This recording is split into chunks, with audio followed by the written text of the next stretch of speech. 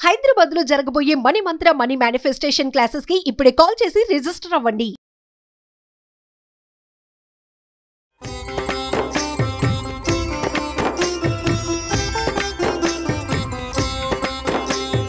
నమస్కారం.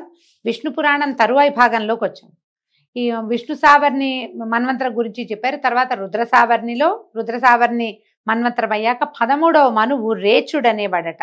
అందులో సుత్రాముడేమో ఇంద్రుడిగా ఉన్నాడు. ధర్మ సుధర్మాదులు దేవగణాలుగా, నిర్మోహకాదులు సప్తర్షులుగా, ఆదిత్యాదులు మనునందనులు ప్రభువులుగా, 14వ మన్వంతరమందు సూచి అనేవాడు ఇంద్రుడు. ఈ విధంగా ఈ మనువులంతా ఈ ఇంద్రాదులు బ్రహ్మ యొక్క పగటి సమయంలో బాసిల్లుతూ ఉంటారు.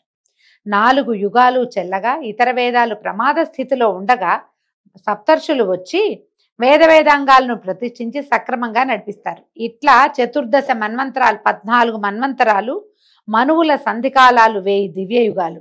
బ్రహ్మకి ఒక పగలైనట్టు లెక్కట. దీంతో ఇదే ప్రమాణంతో రాత్రి కూడా నడుస్తుంది. అప్పుడు పరమేశ్వరుడు బ్రహ్మరూపధరుడై జలధి యందు శేషశయ్యపై నిజమాయా మోహంతో సమస్త భూతాలను తనలోకి గ్రహించి యోగ నిద్రాముద్రితుడై ప్రభాత సమయం కాగానే మేల్కొని రాజసగుణంతో మళ్ళీ సృష్టి చేస్తాడు. మళ్ళీ మనువులు, మనుతనయులు, ఇంద్రాదులు, దేవతలు, ఈ విధంగా శ్రీహరి సాత్విక గుణ ప్రభావంతో జగాలని పరిపాలిస్తాడు. కృతయుగంలో శ్రీహరి కపిలాదుల రూపాలు ధరించి జీవలోకానికి జ్ఞానోపదేశం చేయటం, త్రేతాయుగంలో చక్రవర్తి రూపాలలో దుష్ట శిక్షణ శిష్టరక్షణ చేసి ధర్మాన్ని పరిపాలించటం, ద్వాపర యుగంలో వేదవ్యాసుడై వేదాల వ్యాప్తిని కలిగించటం చేయడం పనిగా ఉండి కలియుగంలో కలికి అయి వేదశాస్త్ర మార్గాలకి ఆపదరానేకుండా కాపాడతాడు. ఇట్లాగా భూత భవిష్యద్వర్తమాన కాలాత్ముడైన ఆ దేవుని అధీనమై ప్రపంచము విస్తరిల్లుతూ ఉంటుంది. ప్రతిసారి ఈ 4 రౌండ్లు తిరుగుతూనే ఉంటాయి. మన తర్వాత రౌండ్లో మళ్ళా కృతయుగం వచ్చేస్తుంది. దీనికి అడుగుతున్నాడు. అయితే ఇది చూడండి, ఎంత విశేషమైన ప్రశ్న అడిగాడు మైత్రేయుడు. ప్రతి ద్వాపర యుగంలోనూ శ్రీహరి వేదవ్యాస రూపంలో వేదశాఖల్ని విస్తరిస్తాడని, ధర్మశాస్త్రాలు ప్రతిష్ఠిస్తాడని చెప్పావు. చెల్లిపోయిన యుగాలంటే మన ముందున్న వాట్లలో ఎవరెవరు వేదవ్యాసులుగా ఉన్నారు, వేద విభాగాన్ని ఎలా చేశారు, ఆ శాఖలు ఏమిటి అని అడుగుతున్నాడు. మైత్రేయుని మాటలు విన్న పరాశరుడు చెప్పాడు, వేదానికి శాఖలు ఉపశాఖలు చాలా ఉన్నాయి. వాటిని వివరించి చెప్పడం ఆ 4 యుగాల వారికి కూడా సాధ్యం కాదు. కాబట్టి నేను కొంచెం సంక్షేపంగా విన్నాను, ఆ సంక్షిప్తమే చెప్తా. భూజనులకు తేజస్సు, వివేకము, ధైర్యము తక్కువగా ఉంటాయి. అందుకని అవి వారికి సంతృప్తిగా కలిగించడం కోసం పుండరీకాక్షుడు ఏం చేశాడట, ఏకరూపంగా ఉన్న వేదాన్ని 4గా విభజన చేశాడు. ఋగ్వేద, సామ, అథర్వాలని వాటికి పేరు. ఋగ్వేదము, యజుర్వేదము, సామవేదము, అథర్వవేదము, ఇవి 4 వాటి పేర్లు. వీటిని శాస్త్ర పురాణాది సంఖ్యలుగా 18 విద్యలుగా బ్రహ్మ మొదలు నా వరకు నా కొడుకైన కృష్ణద్వైపాయనుడు కూడా వేదవ్యాస రూపాలు ధరించి విస్తరింపజేశాం. ఈ లైన్ అంతా ఈయన ముందున్న వాళ్ళంతా తలా ఒక రూపము ధరించారు. ఒక్కొక్కసారి ఒక్కొక్కళ్ళు చొప్పున మేము చేశాం. ఇది ద్రోణపుత్రుడైన అశ్వత్థామ తర్వాత ద్వాపర యుగంలో వేదవ్యాసుడు అవుతాడట. ఇప్పుడు ఈ ద్రోణపుత్రుడైన అశ్వత్థామ చిరంజీవని ఇప్పటికీ జీవించే ఉన్నాడని మనం చెప్తున్నాం కదా, చెప్పుకుంటాం, మనకు తెలుసు. ఇదంతా ఉంటాడు ఈ యుగాంతం వరకు ఉండి అప్పటిదాకా తపస్సు చేసుకుని ఆయన తర్వాత ద్వాపరయుగం మళ్ళీ రాబోతుంది కదా. అప్పుడు అంటే ఇప్పటి నుంచి మొదలుపెట్టి ఈ ద్వాపరం నుంచి మొదలుపెట్టి తదుపరి ద్వాపరం వచ్చే వరకు ఈయన తపస్సులోనే ఉండి అప్పుడు వేదవ్యాసుడుగా అవుతాడట. ఇలాగా ఆయా మన్వంతరాల్లోనూ ఒక్కొక్కడు వైష్ణవాంశతోటి వేదవ్యాసుడై వేదాలను ఉద్ధరిస్తారు. నా కొడుకు కృష్ణద్వైపాయనుడు వైష్ణవ మహిమతో విరాజుల్లెత్తుండేవాడు. కాకపోతే ఇలాంటి కవిత్వ మహిమ అతనికి ఎట్లా వస్తుంది? మునుపు వాల్మీకి బ్రహ్మవాక్యను అనుసరించి రామాయణం 7 కాండలు 500 సర్గలతోటి 24,000 శ్లోకాలతోటి రచించాడు. ఇది ఎప్పుడు జరిగింది? మన ముందు ఉన్నటువంటి త్రేతాయుగంలో జరిగింది. అలాగే ఏం చేశాడు కృష్ణద్వైపాయనుడు? మహాభారతాన్ని హరివంశంతో సహా 100 పర్వాలు సపాదలక్ష గ్రంథంగా రచించి జగత్ ప్రసిద్ధం చేశాడు. అలాగ వేదవ్యాస వాల్మీకులు ఆది కవులు అయ్యారు. ముందేమో ఆదికవి వాల్మీకి అయితే ఇప్పుడు ఆదికవి వ్యాసుడు అనమాట.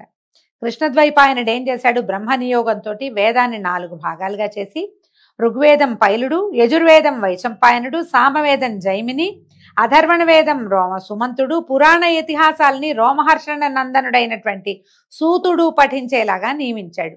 వాళ్ళు వారి ప్రశిష్యుల చేత వాటిని చదివించక వారి పేరున 1000 శాఖలుగా ఇవి విస్తరించినాయట. పైలుడు ఏం చేశాడు, ఋగ్వేదాన్ని బోధాయనుడు మొదలైన శిష్యులతోటి చదివిస్తే వారి చేత అది సమగ్ర శాఖలుగా అయ్యింది.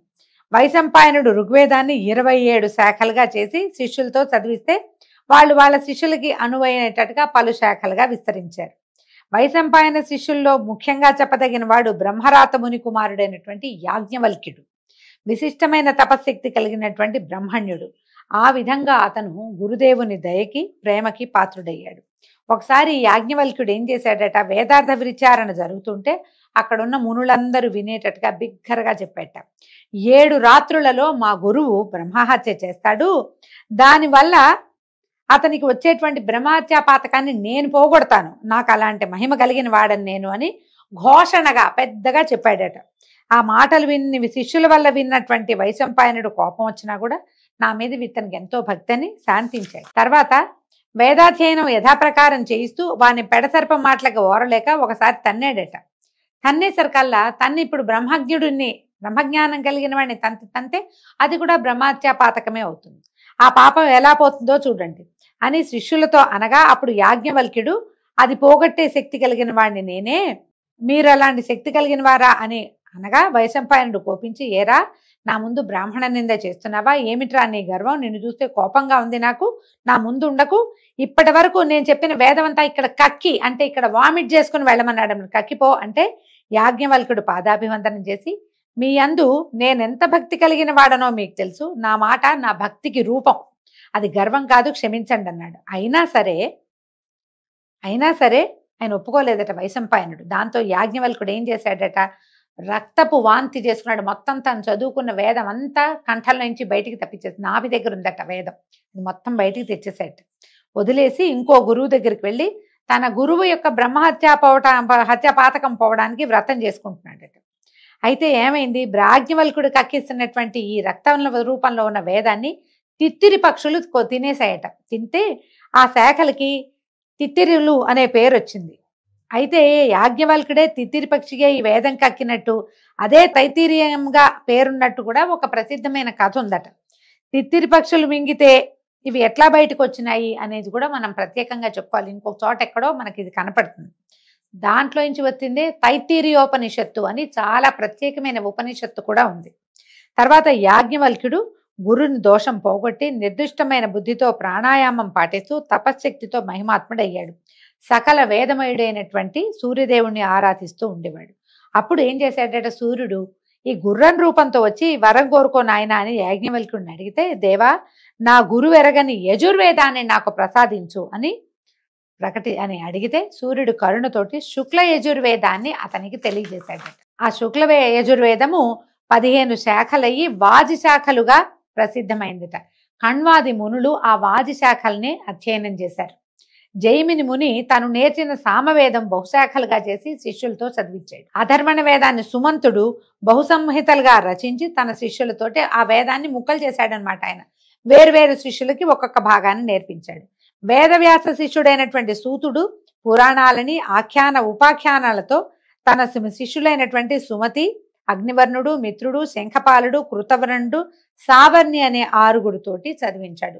సూత మహాముని వల్లే మనకి ఈ పురాణాలన్నీ బయటకు వచ్చినాయి. ఆయన శిష్యులకి చెప్తే శిష్యులు తమ ప్రశిష్యులకి అట్లా క్రమంగా వాళ్ళ శిష్యులకి అట్లా ఒకళ్ళ నోటి నుంచి ఒకళ్ళ నోటికి వచ్చి ఈ పురాణాలన్నీ రకరకాల ముక్కలుగా కొన్ని అటు ఇటు కలిసినట్టుగా కూడా కనపడతాయి. అవి బయటకు వచ్చినాయి అన్నమాట.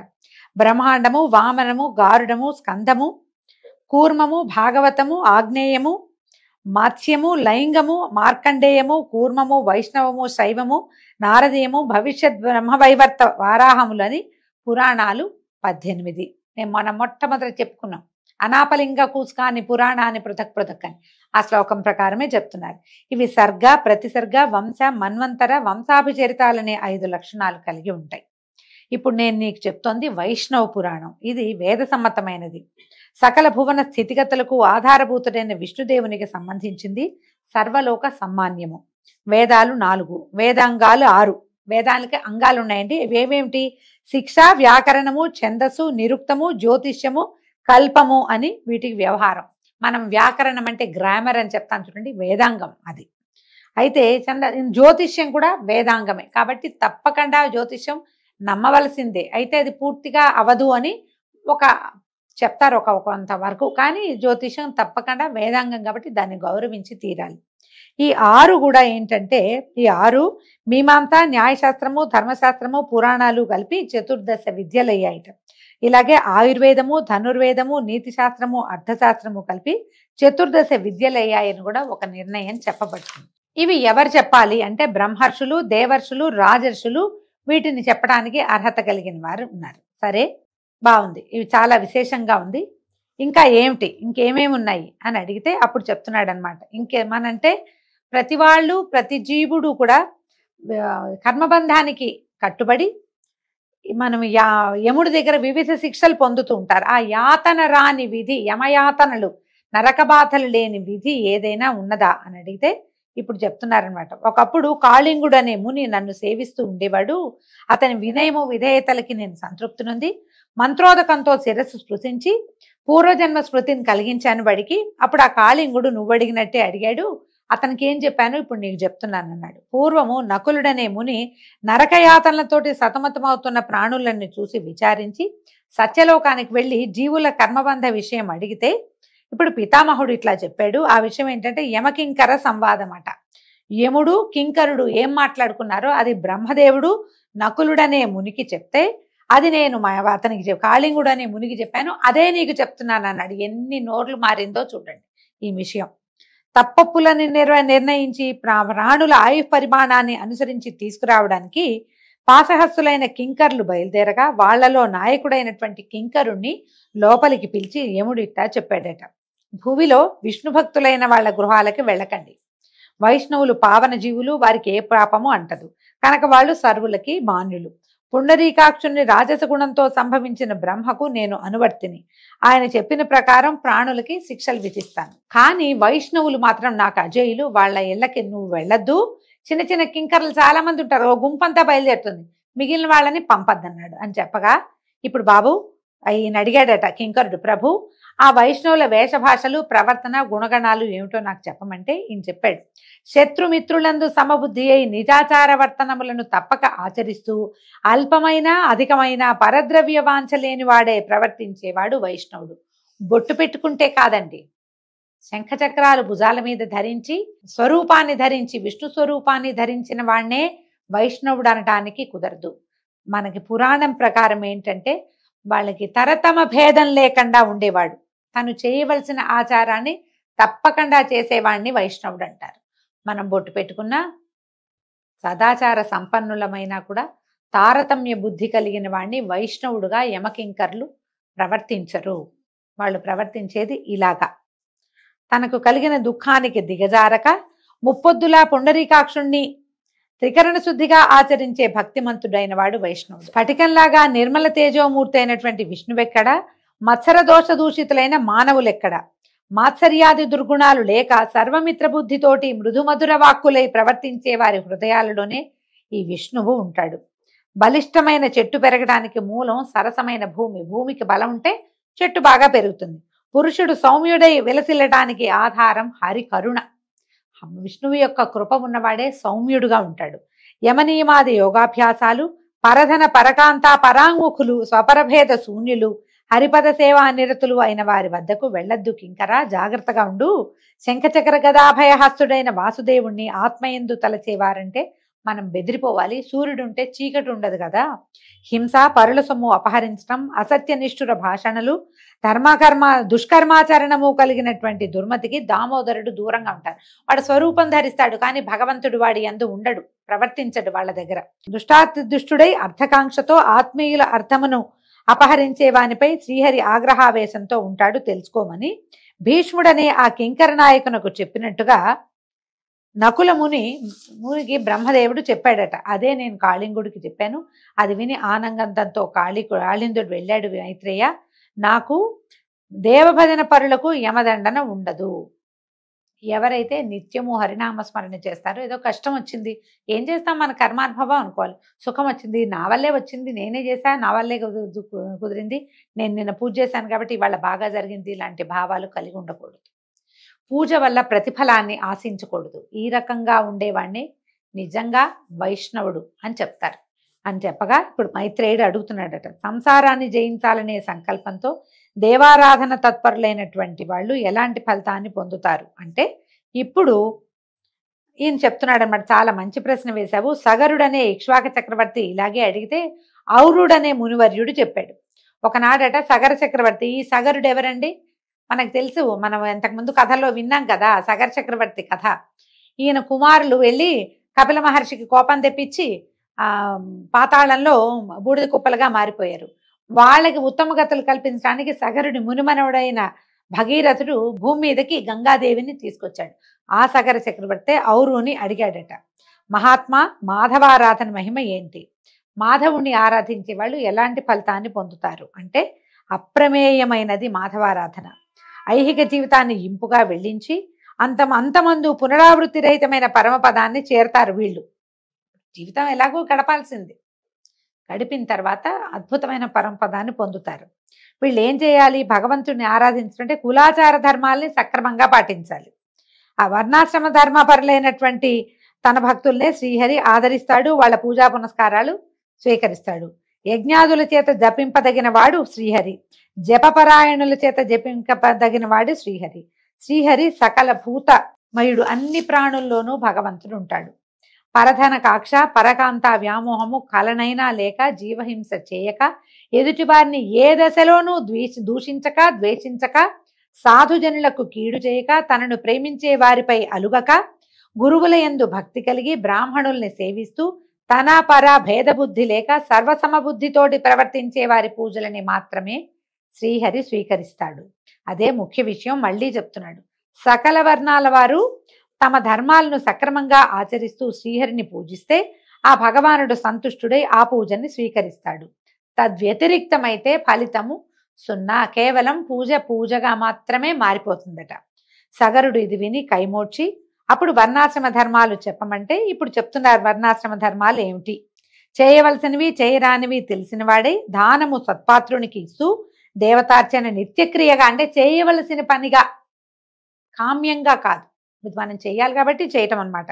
భూతదయ కలిగిన వాడే అగ్నిహోమాదులు నిర్వర్తిస్తూ, వేదాధ్యయనము విడువక, కుటుంబ పోషణకై ధనకాంక్షతో యజ్ఞం చేయటము, జీతం పుచ్చుకుంటూ వేదం చెప్పటము అనేవి చేయకుండా, స్వవృత్తితో ఆర్జించిన వారి నుంచి విప్రుని వల్లనైనా సరే ధనం స్వీకరిస్తూ, సాధ్యమైనంత వరకు అన్ని ప్రాణులకు మంచిని చేయువాడై, రత్నాన్ని రాతిని సమమైన దృష్టితో చూస్తూ, ఋతుకాలమునందే ధర్మపత్తితో సమాగమం చేసే ధర్మబుద్ధి కలిగిన వాడు బ్రాహ్మణుడు. బ్రాహ్మణం యొక్క వర్ణం యొక్క ధర్మం ఈ పైన చెప్పబడినవేనట.